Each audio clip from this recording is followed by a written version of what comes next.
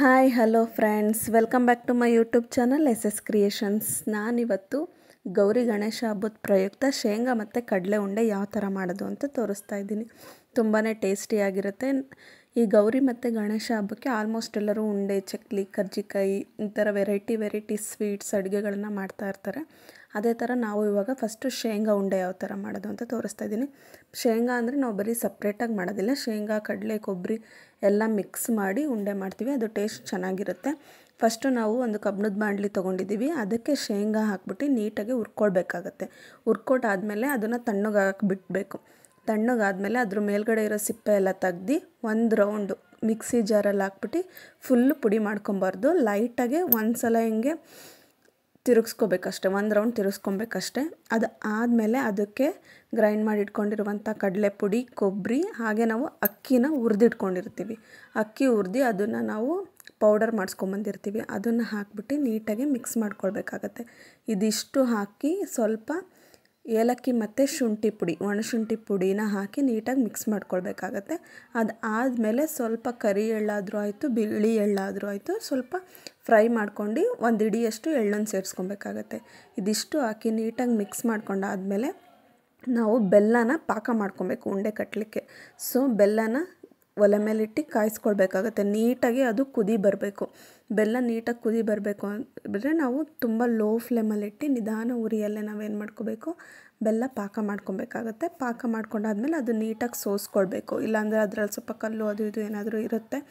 So ಬೆಲ್ಲ ನೀಟಾಗಿ ಪಾಕ ಬಂದಮೇಲೆ ಅದನ್ನು ಸೋಸ್ಕೊಂಡು ಸ್ವಲ್ಪನೇ ಮಿಕ್ಸ್ ಮಾಡಿ ಇಟ್ಕೊಂಡಿರುವಂಥ ಕಡಲೆ, ಕೊಬ್ಬರಿ, ಶೇಂಗಾ, ಏಲಕ್ಕಿ ಪೌಡರು ಮತ್ತು ಅಕ್ಕಿ ಹುರಿದು ಹಾಕಿರ್ತೀವಲ್ಲ ಹಿಟ್ಟು, ಇದಿಷ್ಟನ್ನು ನೀಟಾಗಿ ಮಿಕ್ಸ್ ಮಾಡ್ಕೊಂಡು ಅದಕ್ಕೆ ಸ್ವಲ್ಪನೇ ಬೆಲ್ಲದ ಪಾಕ ಹಾಕ್ಕೊಂಡು ನೀಟಾಗಿ ಉಂಡೆಗಳ ಥರ ಬಿಸಿ ಇದ್ದಾಗಲೇ ಉಂಡೆ ಕಟ್ಕೊಳ್ಬೇಕಾಗತ್ತೆ. ತುಂಬಾ ಸಿಂಪಲ್ಲು, ತುಂಬ ಚೆನ್ನಾಗಿರುತ್ತೆ. ಟೇಸ್ಟ್ ಮಾತ್ರ ಒಂದು ಸಲ ತಿಂದರೆ ಇನ್ನೂ ತಿಂತಾನೆ ಇರಬೇಕು ಅನಿಸುತ್ತೆ, ಅಷ್ಟು ಚೆನ್ನಾಗಿರುತ್ತೆ. ನೀವು ಒಂದು ಸಲ ಟ್ರೈ ಮಾಡಿ.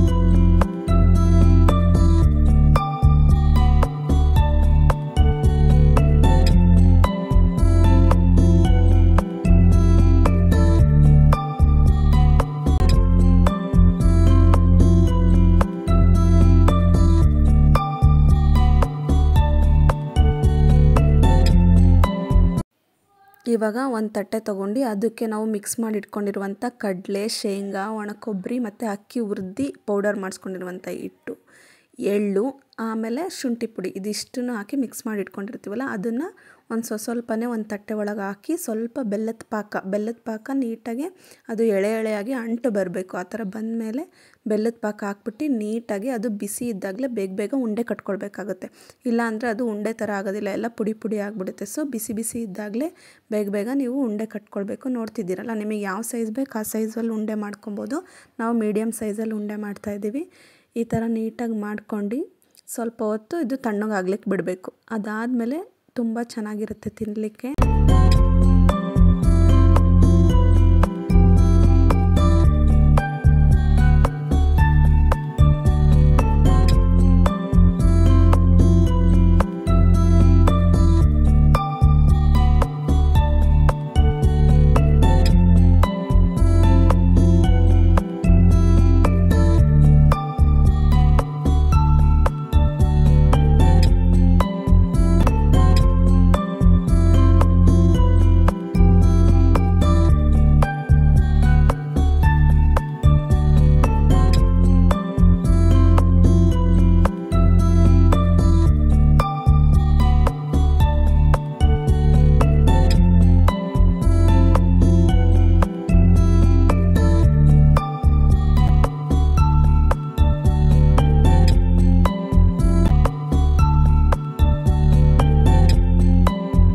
ಇಷ್ಟೇ ಸಿಂಪಲ್ಲು. ಶೇಂಗಾ, ಕಡಲೆ, ಕೊಬ್ಬರಿ ಎಲ್ಲ ಹಾಕ್ಬಿಟ್ಟು ಈ ಥರ ಉಂಡೆ ಮಾಡಿಕೊಂಡ್ರೆ ಬಾಯಿಗೂ ಹದವಾಗಿರುತ್ತೆ, ತಿನ್ನೋಕ್ಕೂ ತುಂಬ ಚೆನ್ನಾಗಿರುತ್ತೆ.